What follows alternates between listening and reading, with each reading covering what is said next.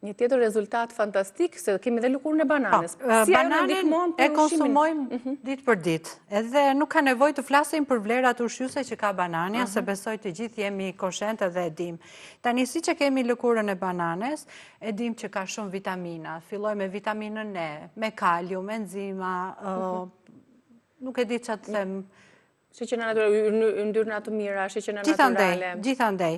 Kështu që si që kemi, se unë mezi e përdor edhe këtë tani, bananen, si që kemi, thjesht e përdorim të sytë. Po. Edhe kjo kryon një, përveç se të freskon tani që po e ndjej, edhe një tërheqje të lëkurës, edhe duhet ta lëmë të rreth 15 minuta.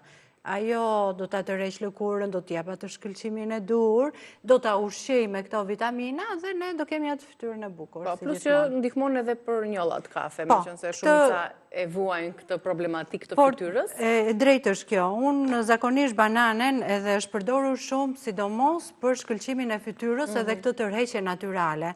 Ne jemi duke parë televizor, nuk bëjmë asnjë gjë, kjo nuk na bën dhe pis, si që kemi lëkurën e bananes, thjesht duke parë televizor dhe e masazhojmë.